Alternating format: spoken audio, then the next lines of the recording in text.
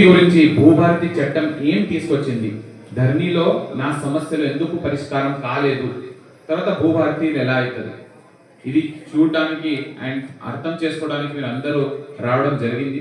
So ఈ రోజు నేను కొంతమంది దగ్గర కాగితాలు కూడా చూస్తున్నా, కొన్ని తెల్ల కాగితాలు రాసి కూడా తీసుకొచ్చారు.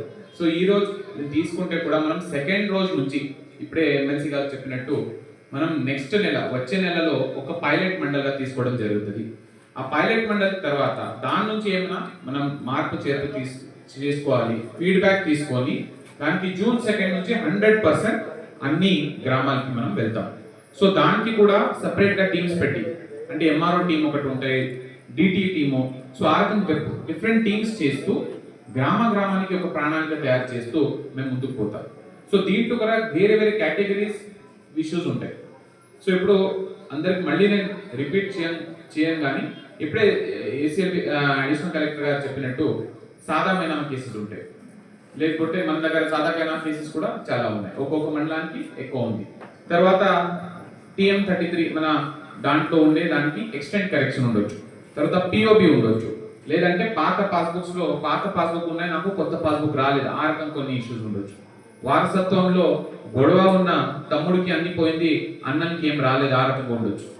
సో లేకపోతే కూతురు ఉండొచ్చు, కూతురుకి నాకేమి ఇవ్వలే, నా వారసత్వంలో నాకు కూడా రావాలి, నా హక్కు ఉంది, సుప్రీంకోర్టు జడ్జ్మెంట్ ఉంది దీంట్లో, బట్ కూతురుకి ఏమి ఇవ్వలేదు, నా నాన్న అమ్మ బట్ నాకు రావాలి, ఆ రకం కూడా కొన్ని కేసులు ఉండొచ్చు.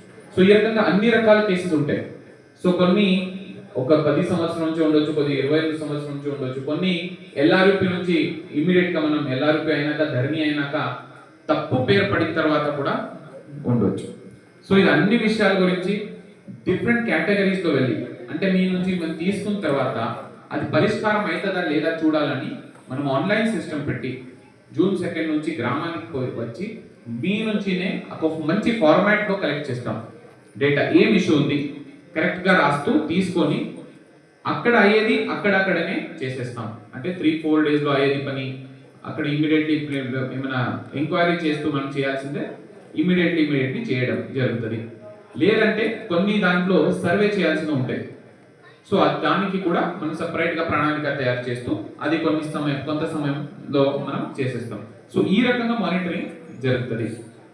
సో మన జిల్లాలో ఇంకొకటి వాళ్ళు ఇప్పుడే అడిషనల్ కలెక్టర్ గారు చెప్పారు, ఫారెస్ట్ ఇష్యూస్ కూడా ఎక్కువ ఉంటాయి. సో ఈ మండలాలు కూడా ఉండొచ్చు, సో వేరే మండలాలు కూడా, బికాజ్ మన దగ్గర 50 to 55% ఫారెస్ట్ ఏరియా ఉంది. సో దీనివల్ల కూడా కొన్ని ఇష్యూస్ వస్తాయి. దానికి కూడా మనం ఒక జాయింట్ సర్వే రూపంలో చేస్తేనే తెలుస్తుంది. లేదంటే దాంట్లో బికాజ్ గెజెట్ చూడాలి, గెజెట్ నోటిఫికేషన్స్ చూస్తూ, మన రికార్డ్స్, రెవెన్యూ రికార్డ్స్ చూస్తూ, ఫారెస్ట్ రికార్డ్స్ చూస్తూ అన్ని దానికి హద్దులు పెట్టుకోవాలి. సో ఇది అన్ని దానికి మన జాయింట్ సర్వే వర్తిస్తుంది. దానికి అవసరం ఉన్న ఇన్స్ట్రుమెంట్స్ కానీ DGPS అన్ని కొత్త ఇన్స్ట్రుమెంట్స్ అది కూడా తీసుకోవడం జరిగింది. సో ఇది కూడా ముందుకు పోతూ ఉంటాం. సో ఈ రకంగా వేరే అంశాల మీద జూన్ 2 నుంచి 100% మన అమలుకి వచ్చేస్తుంది. ఇప్పుడు ఒక నెల మనము ఒక పైలట్ మండల్కి అన్ని ఫీడ్బ్యాక్ తీసుకోవడం కూడా మనం స్టార్ట్ చేస్తాం నెక్స్ట్ నెల నుంచి. సో ఈరోజు మీకు ఇక్కడ నుంచి బయట పోయినాక మీరు ఈ భూభారతి చట్టం మీద మీరు ఏమేమి నేర్చుకున్నారని ఇక్కడే సీమిత కాకుండా మీరు కూడా అక్కడే చర్చించాలి. మీ రైతు సోదరికి ఎవరైనా చుట్టాలు ఉన్నారు వాళ్ళందరికీ కూడా ఇది వెళ్ళి మీరు కూడా చెప్పాలని మనం అందరికీ ఆశలు ఉన్నాయి. బికాజ్ ఇంతమంది ఇక్కడ దయగాంలో స్పందించారు, కానీ బయట ఇంకా చాలా రైతులు ఉన్నారు. సో వాళ్ళు కూడా ఏమైనా ఇష్యూస్ ఉండొచ్చు, ధరణిలో సాల్వ్ కాలేని ఆ రకంగా పరిస్థితి కూడా చాలా ఉంటాయి. సో దీంట్లో ప్రత్యేకంగా మీరు 2-3 విషయాలు గుర్తు పెట్టుకోవాలి. సో దీంట్లో కీలక అంశాలు మీరు ఇక్కడ చూస్తూ ఉన్నారు. ఈ PPTలో కొన్ని కీలక అంశాలు రాయడం జరిగింది. సో దీంట్లో 2-3 మీకు ఆటోమేటికలీ మీకు చాలా హెల్ప్ అవుతుంది. జస్ట్ నేను ఒక్కొక్క పాయింట్స్ ఏదో మీకు ఇక్కడ వెళ్ళినాక కూడా మీరు చర్చించి మంచిగా 2 వరకు మీరు రెడీ అయ్యి మన ఫార్మాట్లో ఇస్తే మీకు పరిష్కారం దొరికే అవకాశం ఎక్కువ ఉంటాయి.